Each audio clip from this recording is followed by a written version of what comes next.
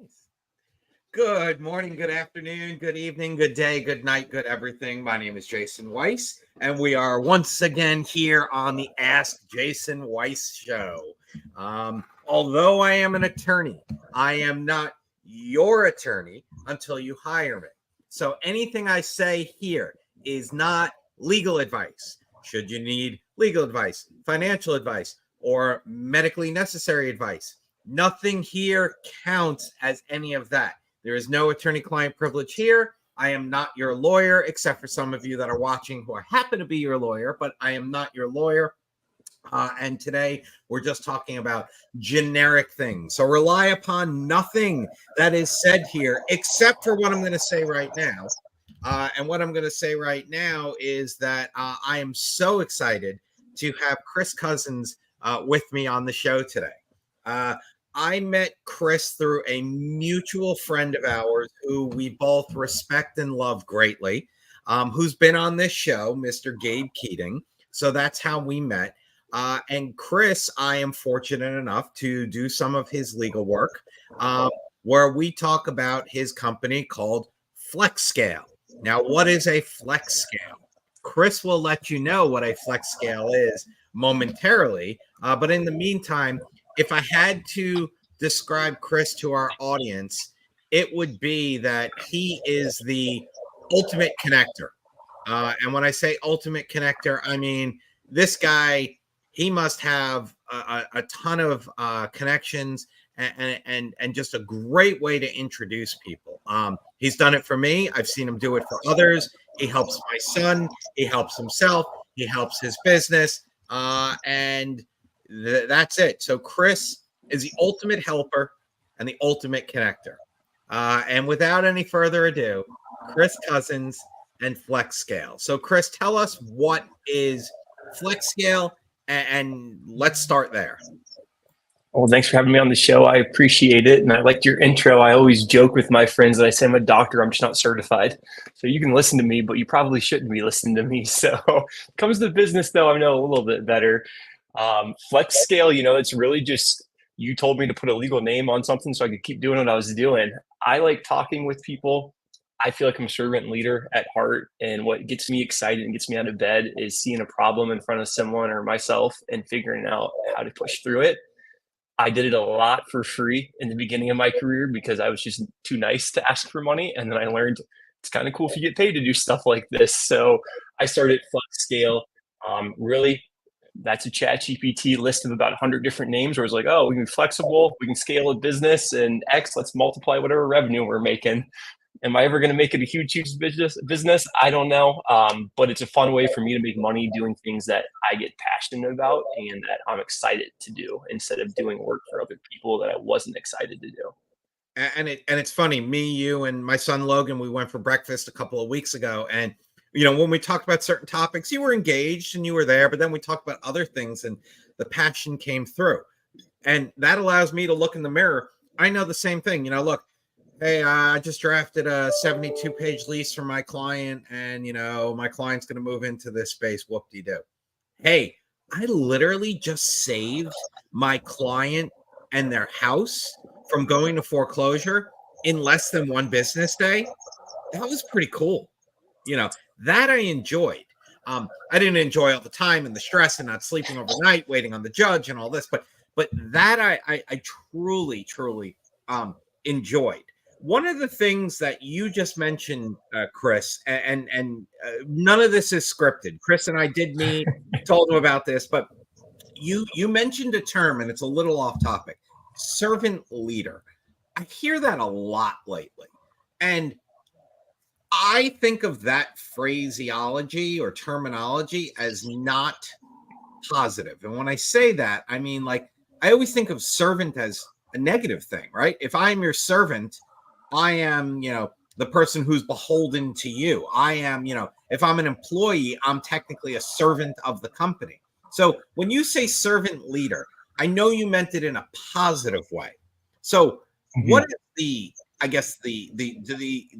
definition of a servant leader in your mind, and what does that mean to the listeners that are listening today? Yeah, for me, I was very fortunate with the background that I have. Right out of grad school, I went into Aldi Inc. It's a grocery store chain. It's a family-owned business out of Germany. They're really, really large in Southern Florida now, over an expansion. I started when they had 1,600 stores in the US, and I left when they were about 22 to 2,300. So it was a really big growth period. And they take people fresh out of university and they put them in this 1 year training program. And why I love this program so much is to work every position above you, you have to work all the ones below you. So fresh out of grad school with an MBA, I played Division I lacrosse. I was wearing a polo, black pants, slip resistant boots, and I was scrubbing tiles at Aldi, a discount grocery store in inner city. And that taught me how to be a servant leader. If you're going to ask someone to do something and you expect them to do it and you're not willing to do it yourself, that's a big no-no for me. I think you should be able to roll up the sleeves to an extent. There's obviously exceptions to everything, but if you're not willing to go that extra mile, you're not willing to stop what you're doing out of your day to help whomever you're working with. I think servant leadership, the leader is the second part. Servant is what we get caught on, but every leader should be willing to sacrifice something out of their own time to be that leader. And if you're not willing to do that in my business, you're working with me, you're not working with me. You're not working side by side with me, because I need people I can trust. And if I'm going to be a servant leader, I think everyone in the business, everyone on the team is a servant leader, whether you're in a management or leadership position or not. So it's kind of like lead by example as opposed to lead from the ivory tower yelling down. And we're of the same mindset, right? I had a hearing this morning for a new program that they have in the Middle District of Florida. It's called the Ideal Program, and it's like a fast track. And I have Steph John, who's been on this show before. He works with me. We work together. I'd never been on one of those. So I said to Steph, hop on. I'm going to hop on. Let's do it together. Let's see what it's about. And it was a great informative session. We learned about what it is. And now I was able to say to Steph, you can handle these going forward. I don't need to be involved. But at least I was there for the first two, right? And I'm also of the mindset. I'll say that to people that work with me all the time. Hey, would you mind grabbing me a soda from the refrigerator? And that's not a thing of disrespect. That's, I'll ask the person who's in charge of the company, and I'll ask whoever it is, because same thing, when I run down the hall and I say, hey, I'm getting myself a bottle of water, does anybody want anything? I do the same. Or if we're at a restaurant like this local bagel chain around here, I get up to fill my soda. I say to everybody at the table, does anybody else need a refill? So nobody is too high, nobody is too low. Everybody just needs to help each other is basically what it is. And that's what I see your business being, right? You are connecting, you are helping, and you're also of the newer generation where there are so many cool things that like come natural to you, like AI, like all of that. Like, talk about some of the consulting projects that you're working on. Like you and I Yeah. I'm doing legal for some of it, and you're doing some other stuff. Talk about one or two of your ventures. I mean, these things are so Yeah. Yeah. I think it's funny because growing up, and I think everyone can resonate to this no matter what career path you're in, or if you're still trying to figure out who the heck you are and who you want to be, is you got to take a step forward, because sitting on your butt's going to get you nowhere. So like if you would have asked me when I was 14 or 15 years old, I didn't even want to go to school. I wanted to be a chef. I wanted to go to culinary school. I love to eat and I love to cook. And I grew up where that's where the fun conversations growing up were in the household. It was around the kitchen table with your mom and your dad. And that was what was fun for me. So for me, finding different ways to make money is a cool way. And I love to give back. I love to be able to come from a power of strength when I haven't been in the power of strength before, but I like finding people with good ideas and cool things and moving the needle. I went to an inner city school a few weeks ago to do a career day. A girl I went to grad school with, she's a phenomenal manager for Southwest Airlines in their facility maintenance department. And she's very, very spiritual. Through her church, they needed volunteers to have enough people. So it was hour sessions, third grade for an hour, fourth grade for an hour, fifth grade for an hour. In the first session, I'm sitting here with ChatGPT. And for me, I've been using AI for a few years now. It was something that I was building out a SaaS company, a software as a subscription company. We were venture backed, had a huge budget, and I was building the company from scratch with the CEO. He knew the product really well, and I was doing the business build out side by side with him. Well, I took all of that and I used AI. I started automating what took me a year, 2 years to do. And all of a sudden, I sat there with Gabe Keating and I was just like, man, you're running this software company. I just built one. Like, test some of this stuff out. Let's start multiplying it. So we created One Wave AI Consulting. And for me, we can help small businesses, but if I can give back at the same time and help a lot of businesses where I see there's not a lot of cash flow, traditional things like nonprofits, startup businesses, things where people are trying to leave their full-time jobs and be passionate and chase what took me so long to get to, I want to shorten that. I want to shorten that track for them.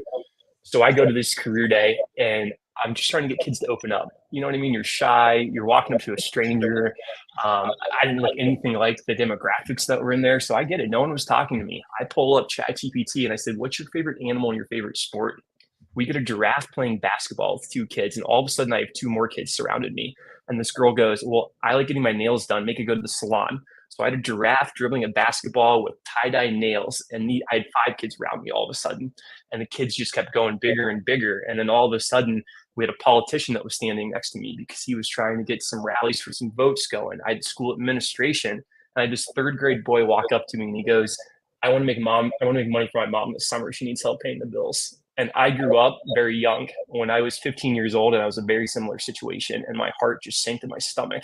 I was just like, this kid grew up 3 years younger than I had to grow up. And like, that stinks, but that's his reality. So we sat there and within 3 minutes, we had a business plan for him to use the resources he had in his garage to go make a car wash. And he knew how much to charge, what hours he needed to be out there, and how much money he could make his mom going in this summer.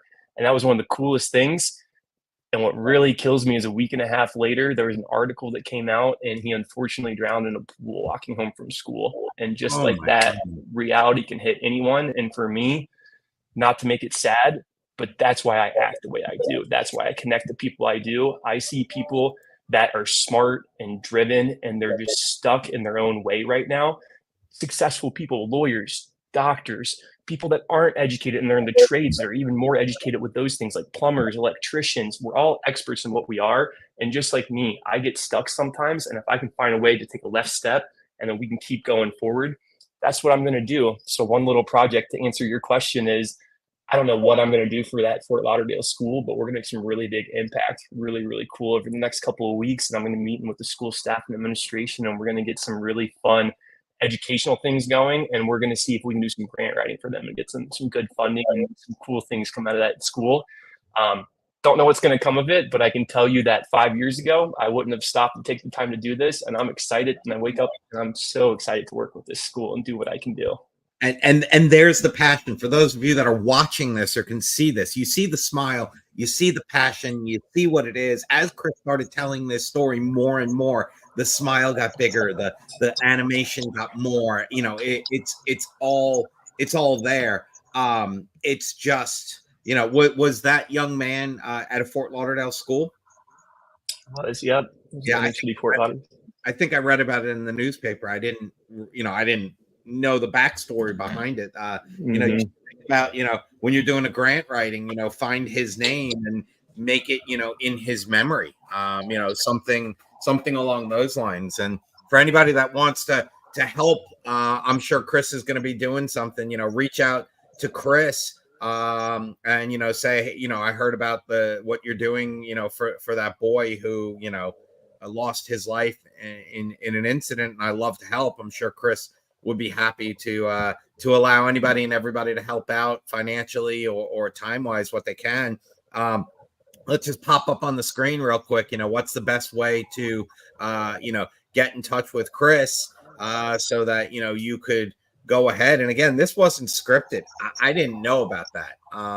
And, you know, but it also shows you, Chris, how short life is, how fragile life is. Like, I didn't think I was going to lose my dad at, you know, 73 years old, you know. He was ready to start his whole life with my mom. Like, they were retired. They finally had a little bit of money. They moved into a house. They were so excited. and life, that's it. It's short. It's over. It sucks. So you got to follow the passion of this young man right here. And he's not saying bail out on your mortgage and skip your car payments and go out and party, but find something you're passionate about and see if you could move in that direction towards it. You still have me speechless on that story. Usually it's one of those ones where when I was in grad school, I was a Division I athlete, and for those of you that played a college sport, you can resonate with it, and those that don't, it's working full time. You need to be able, from sun up to sundown, perform mentally and physically in the classroom, on the field, and you're exhausted doing it.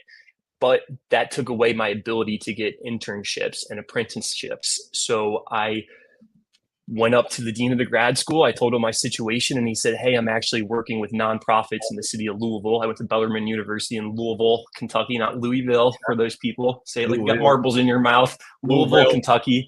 Louisville. And his goal was, there was it's a very heavy Catholic presence in that city. So there's a lot of people fighting against each other, nonprofits, for grants and fundraising. So instead of fighting tooth and nail against each other, why don't we create, we called it LION, the Louisville International Organization Network, and bring all of these nonprofits together, bring the grant writers together, and go get bigger resources. Go get the grants that you wanted that were 10 or 15 times more cash flow than you originally wanted. So that was something where I got my first exposure into helping nonprofits and learning that there are great people that are successful in their roles that are willing to sacrifice their time. And I think there's two things you can spend. It's time and money. And for me, both are really valuable. I'm a time person though, because I don't come from money. I don't have the money to donate. So I donate my time, and I love seeing people, hearing where their missions are and how I can help them. And outside of the nonprofit stuff, that's what I do on the business side. Everyone gets frustrated in their roles. Everyone wants to succeed, be successful. And I just try to push them. I'm someone that I was a preferred walk-on at a Division I program. I earned my playing time. I left with multiple accolades. I went to a training program. I did the same thing. I was one of the fastest people promoted in Aldi. And then I went to a tech company. And for me, it was just, what's the next thing? What's the next thing? How can I level up? And when I told you, when I was 14 or 15 years old, what did I want to be? I wanted to be a chef, and I still love cooking. That's a passion I do to disconnect from all this other stuff. But where I thought I was 15 years later is completely different. And all I did was I never stopped learning. And I think that's a really important thing, is I hated school. I was not the person that loved learning, but I refused to stop learning once I graduated school. And I told myself, I'm never going to be perfect. I don't need to be the smartest person in the room, but I need to be able to talk to people like I know what they're talking about. And if I can do that, then people will start coming to me for questions. And that's how FlexScale was raised, is I found smarter people than me. I learned from them. I asked them questions, and I did the crap that they didn't want to do. I did the stuff that they didn't have time to. And then all of a sudden, when it was time, when they didn't have time to get it done, they came to me. And now here I am, where I have an inbox where it's not super, I'm not saying it's like hundreds of emails full, but I don't have enough time to work on projects right now. I have to pick the ones that I'm working on. And for me, I'm not complaining about that. That's a really cool part of my life that I'm in right now. And it helps me drive more impact with what I'm doing, but it also gives me the ability to connect, which is what you were asking. And I have projects now where originally I would have killed to do them, but sometimes I need to take a step back and say, Jason has a better network with this, and this person's a better network. So let me brag about both of them. I'd rather be the hype man and let you guys do what you need to do, and say too much and be wrong and be like, oh, Chris overshot it, and I'm actually this. And you give your pitch, it starts the conversation. And if I start the conversation, you're a doer, whoever I connect you with is a doer, and we're going to get some stuff done. And again, so one of the things, and we've always, and what I respect about you is that you get to know your person before you just go ahead and say, hey, Jason, I think you want to meet Steve. I think you'd be a good fit. At least you would say to me on a side thing, hey, I just met Steve 2 weeks ago. He seems to have a nice business. Check him out for yourself. As opposed to, oh yeah, I've known him for, my entire life. And then when I tell you something goes wrong, you're like, oh shoot, I didn't do my due diligence. So you don't want to get caught with your pants down. There are so many things that you said in that thing about you loving to cook and all this. I mean, we're going to have to connect. I mean, I got my Blackstone grill that I just started using. It's so much fun, and I don't cook, but I've been on that thing every weekend. I grow my own herbs and spices and vegetables in my yard, so we're gonna have to have a powwow here. But back to real quick, the best way to get Chris would be, to email him at chris@flexscalex.com. You could always get him on his cell phone and all that, but I'm not going to give that out right now. But chris@flexscalex.com. You could find him on LinkedIn. You could find him on Instagram. I'm sure you could find him on Facebook, and all of that. And if you want to help out with some sort of project and idea that he's doing for that young man and his family, I'm sure he would love the help, time-wise and monetary-wise. So what we're going to do here now, Chris, is we're going to jump real quick to a commercial. It'll be 30 seconds to a minute. Then we're going to hop right back on, and we're going to hit the ground running about, like if somebody has an idea or wants to work with, Chris, what are your ideal clients? Because you are now to the point where you can be picky, and that's always a sign of success. So we're going to run our commercial real quick, and then we're going to get into, how do you convince Chris that you're the right person to work with? So let's roll the commercial, and we'll be right back.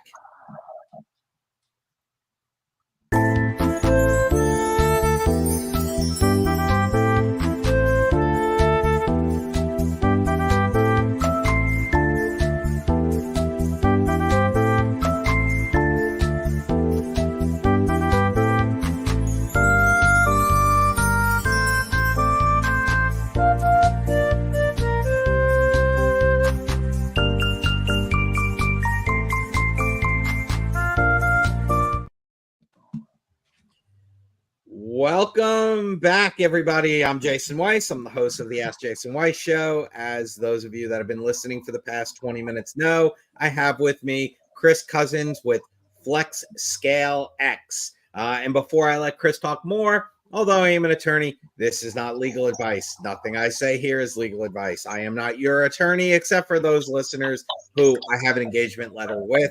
Should you seek legal or financial advice, consult an attorney. Great. Oh, you are the man. So Chris has a copy of my book right there.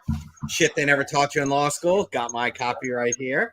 And what we're I like the fireworks in the background. That's pretty cool. And what we're going to talk about here is that Chris described himself as a servant leader in a positive way. He took away the negative connotation that I've always had. And Chris is what I said, the ultimate connector. So if you have an idea, if you have a concept, you have whatever, and someone comes to you and says, Chris, I got this idea for this phenomenal new widget. I need help. What do you say? Yeah, this is a plug-in to so FlexScale X I operate under. I'm a co-founder in two separate companies. One's an AI company that we talked about, One Wave AI. The other one is Shipped Quick, and that's with the T, SHIPT, quick.com. That is a fulfillment center. So what we do, it's a big warehouse. I literally cold call entrepreneurs all day that are trying to sell stuff online, like Jason selling his book. Maybe he's shipping that out of his garage and he's starting to sell thousands of copies a month, and his wife and kids are tired of having the boxes of books in their house and it's time to grow the business. You put your product in a warehouse. You connect your software every time you sell it on whatever you're selling it through. My warehouse picker comes and we send it out. So I literally listen. It's like a mini Shark Tank. It's one of the coolest jobs. I sit and I get to listen to people pitch their products and their dreams and their growth models to me, probably 7 to 10 times a week, depending on the week. And it's fun to sit there and listen. And sometimes I don't know the answer, but the connection and my background is I have people that do the operations for me. They're boots on the ground. So my job is finding out how I can fix your business problem. My favorite thing to tell people when I get off a call is you grow, we grow. So we do really transparent pricing. We don't try to nickel and dime people. And I always tell people we're not a storage company. I'm not public storage. I don't want your product sitting in my warehouse, because every time one of your products sells, I'm making a couple dollars. So I want that product in and out as quick as possible, which means for me, that's where most businesses in our industry stop. They say, great, go do whatever you want. But for me, I'm like, well, that's a full car with a gas tank. Like, how can I get that gas pedal to the floor and get this product going? What's broken in your business? Is it your product? Is it your manufacturing? Are you drop shipping because your product sells out so fast that you can't keep cash flow to get your inventory normalized? So you get your product in every 6 weeks and it's sold in 2 days. That's not healthy for a business. You call me, we'll figure out how to do it. If I can't do it in home, I have probably about 15 different channel partners that will be able to fix problems for me. And I don't take brokerage fees off of them. So I told you that I'm in the money making business. Well, I make money now by funneling things through my businesses, but I make sure that if I can't do the business, I keep the people around me fed, happy, and hungry, because that is the strongest thing you have is your network. And if you don't believe that right now, and there's a ton of things I'll say today, you need to know that the strongest thing you have is your network, and the people around you, whether your professional or personal life, are a reflection of who you are. And if you don't understand that, take a couple steps back, write down who's around you, write down what's going well in your life, personally and professionally, and do the exact same thing on the flip side. And you'll see if you have the right people around you or not. And you're going to add people and remove them throughout your entire life. Jason has a whole chapter in this book that talks about it. And it's the truest thing that I could say to anyone out there. Yeah, I call it getting your board, putting your board together, your people. And it's not a constant. It doesn't need to stay the same. And what you need to do is just make sure that when you have your board in place, that you are willing to make changes to your board. You don't have to, I don't have to call up Chris and say, guess what, Chris, you're on my board. And then say to him, let's just say in 6 months, hey, guess what, Chris, you're no longer on my board. Like, I don't have to say that. What I need to do is just know in my head that, Chris is on my board. Why is Chris on my board? Chris is the ultimate connector. So how do I value Chris? I could value Chris on, let's say, cooking. He loves to cook. I could value him there. I could value Chris on his use of AI because he knows it inside and out, and I barely know how to spell it, AI. It could be that he's got connections. He spent time in Tennessee. He knows people in Tennessee. So you got to just make sure you know the people on your board. The other thing that I want to recommend to everybody, and Chris and I, we've talked about this, is make sure that the people that you're referring and getting out there and getting their back, that you can vouch for it, right? Chris and I, we run in some mutual circles. Let's put it that way. Friends, business, all of that, right? If someone said to me, what do you think about Gabe? I would rant and rave about him for 5 minutes straight. I have nothing negative to say about the guy, except that all he wants to do is always help. I don't think the man knows the word no. That would be his negative, right? And if someone said to me, I needed somebody for tech, I needed somebody for AI, I needed somebody for lacrosse coaching, I needed somebody for that, who would you recommend, Gabe? Like, simple. And I think Chris would do the same. Now, if you said, hey, I need somebody to train my son for face-offs, I wouldn't say Gabe because he's a defender, right? We'd need a face-off player. Mm-hmm. We also have other mutual friends where, it would be, hey, what do you think about so-and-so? Oh, he's a good person, but, maybe you can't rely upon him, or maybe his follow-through isn't good, or maybe her, her attitude is stinky, or she writes something back snarky whenever you email. So you need to know not only your audience, but you need to know on your board, what each person's like. Look, I've introduced Chris to a couple of people. He's introduced me to a couple of people, and some of them have been crazy, and some of them have been down to earth, and it's nuts. But you need to be careful of your audience. And I say that all the time. Like, Chris and I, we both like lacrosse, right? But it might not be, if we're going to meet with my brother who is involved with football or the European version of football or soccer, we're probably not going to go talk lacrosse with my brother. We're probably both going to make sure that we're talking soccer. And that's another thing I talk about. Know your audience and know your people. So Chris, what other projects do you got going on that if listeners are like, oh man, that's really neat, I got to get involved? What else you got? What's like, another hot topic or a hot button for you? Yeah, I think that for me, there's just so many fun ones with AI. because you can scope it around any business or any problem.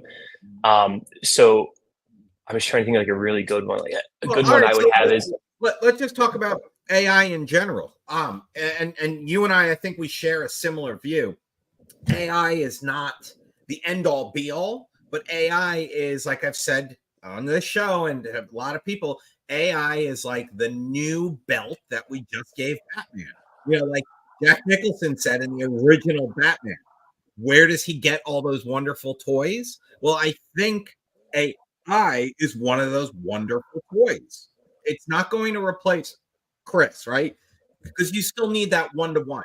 You need Chris to go into the meeting and say, Jason, meet Mary, Mary, meet Jason. You're both great people. You both love lacrosse. You both love to garden. Go for it, right? You still need that personal touch. But AI might be able to then say, Jason and Mary came up with this great new cultivation and watering and farming thing for their sunflowers that they grow in their respective yards. AI, tell me about, germination of sunflower seed. Boom. Okay, now we're going to follow it. How do you see AI shaping the world? Let's start with schools. What about kids? Where do you think AI is going to go with kids, from the young man that you went and spoke at the inner city school up until I have a son who's going to be going to college? So how do you see AI helping or hurting our next generation? yeah, I think that, and I'm sure some of this can be gamified and created within AI, but for me, I think there's two types of learning. And I think there's really important learning how to learn. I didn't learn the way I was supposed to learn that worked for Chris and how my brain operated until I was in college. And it took a long time for me to understand that. So I think the trials and tribulations of going through writing down and reading the physical books and just learning how to just struggle is important when you're young. But I think there comes a point in your education where there is time to change it up a little bit. Just like when they start throwing letters when you're doing math and you're like, what just happened? I was good with 2 + 2, but now there's 2x + 2. What? It's just like that. When is the right time to introduce it? And then how can you train people? I was in a middle school where I was able to build like robots in 6th grade for a class with like battery packs and stuff. And then I had to move. And that was the only school, even through high school, where I had an experience like that. And it was one of the coolest things for me to have an engineering class like that in 6th grade. So I think AI should be really introduced in that middle school time period, and then let the kids start taking their passions they have and learning faster about it. Why most kids don't chase things and why most adults don't chase things is because you don't know how to start. It's a cool idea. You might be excited about it, but you have that fear deep down inside of failure, of not knowing.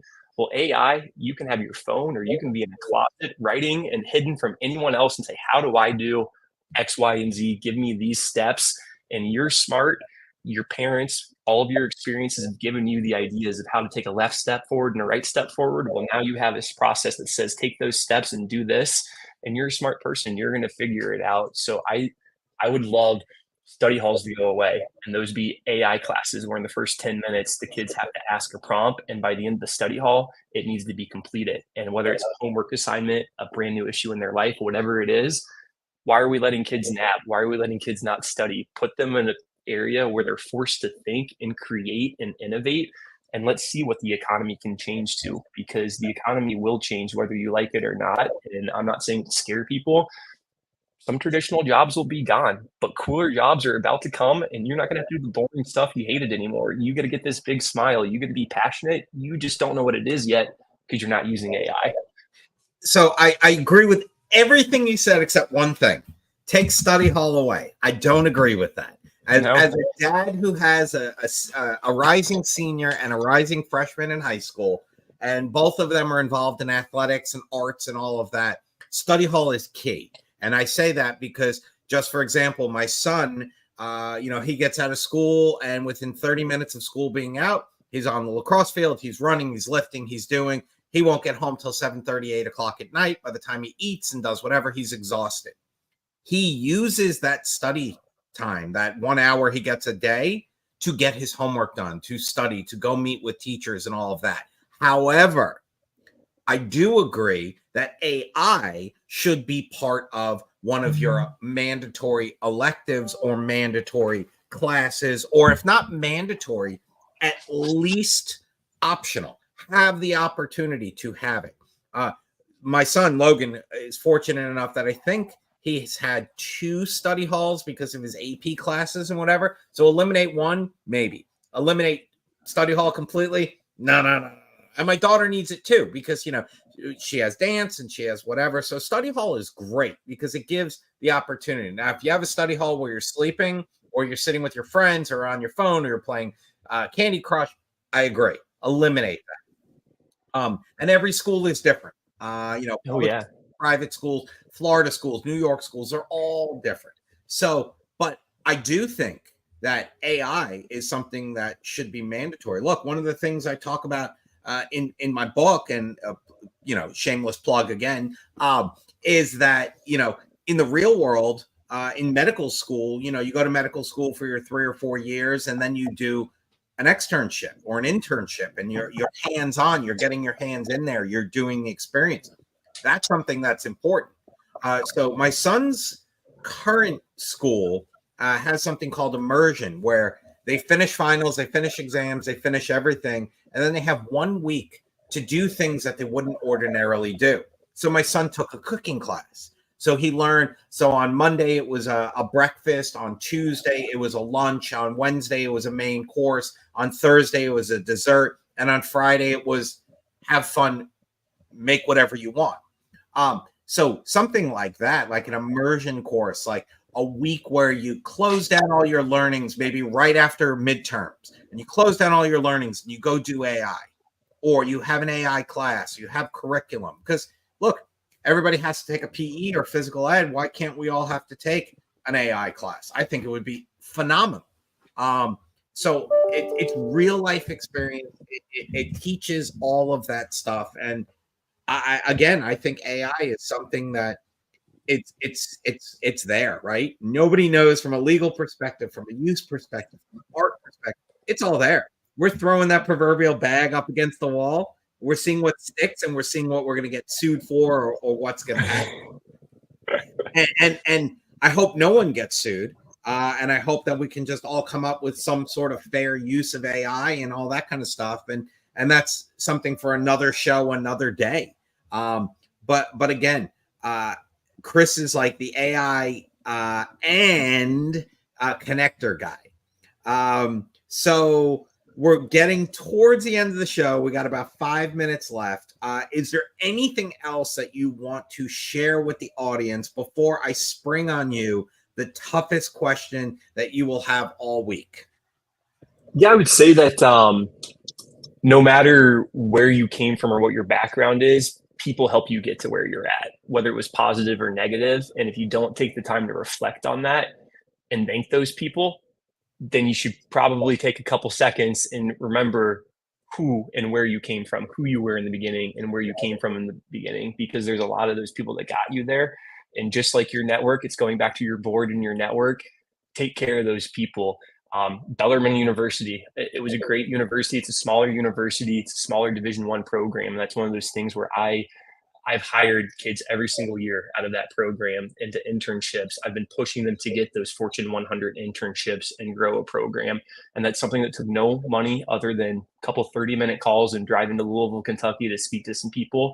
And it wasn't needed by me. So just whatever your passion is, lacrosse was mine. You have it, just go give back. Find what makes you happy and go start somewhere, and the rest will figure out, you'll figure out along the way. Yeah, I mean, look, that's what Logan and my family have done. We have a love for lacrosse because of him.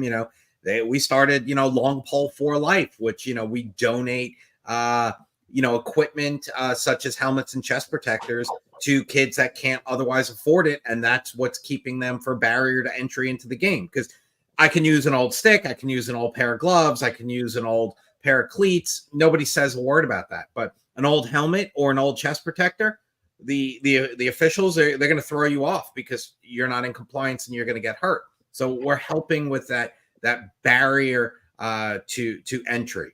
All right, so here we go. Hardest part of the day. Here we go. You ready? I keep tormenting you with this. Other than my book. Okay. What are you currently either reading for pleasure or for self-education, or watching on, Netflix or Paramount or one of the others? And if you got an answer for both, go for it. But if you just want to pick one, go for it. So let's hear. This is the tough one because I'm going to write down because I'm going to go read it. Yeah, it's I've listened to it a couple of times, but I just reread it recently. It's Leaders Eat Last by Simon Sinek. I might be butchering his last name. Yep. But that's something that I really like as a leader, and it's a really easy read. It's short stories and experiences from leaders in different companies and what they witnessed was wrong and how they fixed them. I really enjoy that, and I really enjoy reading just different books that are about solving problems. And I'm a really big emotional intelligence person. I really like to understand how people think psychologically and how they operate, because I think you can control business outcomes much better if you can control the culture of the team. So if there's any books that you know of or any of the readers know of that help with those types of things, send them my way. I'm an avid reader, learner, podcaster. When it comes to Netflix or Hulu, I was a little late to the true crime docuseries and stuff, but I've been obsessed with them, whether they're cults. Maybe that's just, there's something weird and wrong with me, but I love just kind of learning about that stuff and seeing what craziness is out there in the world and making me feel a little bit better when I put my head on the pillow at night. Well, I'm currently listening to Meetings Suck. It's a very interesting, it's a quick one. Alexandra Carter did a book. It's called Ask for More, 10 Questions to Negotiate Anything. And so those are the two I got right now. Meetings Suck and Ask for More, but there will be more. And of course, I'm currently writing volume 2 of my book, which, uniquely and surprisingly will be called More Shit They Never Taught You in Law School. It's going to be something geared towards not just lawyers. And that's what I want to get out to the world, because you could learn a lot of things. So speaking of learning a lot of things, I am so happy that the audience got to hear from you, Chris. FlexScale X. You can find him at the email address that I gave earlier, but it's now on the screen. Chris at FlexScaleX.com. Tell him you saw him on the show. Tell him you heard him on the show. Tell him you want to help out with the inner city school and the tragedy that they went through. Tell them you want to help out by giving back. Tell them you got a great idea and you need help. So that's what it is. Chris is a phenomenal resource. He's part of a great team. I happen to be some of the legal on some of those things, and I'm very honored and privileged. But even if I was not involved at all, I'd still give him my 2 thumbs up. Chris, thanks for being here today. I'm so excited. I'm going to have you back in a couple of months because I want to hear about it. And when I get back in August, we're having a cooking session here at my house. So we need to think about what we're putting on the Blackstone. No plug for Blackstone. They haven't sponsored me or anything, but I got mine. I love it, love it, love it. So if you don't have one, go check out a Blackstone. Chris, thanks for being here. CC and team. And the streamingnetwork.com and Going Solo Network. Thank you all for being here. And I will not be seeing any of you anymore this month. We will start up again in August when I am back. Thank you all. And Chris, always a pleasure. Thank you so much. Enjoy your time off. Thank you. Not off, but time away. That's right.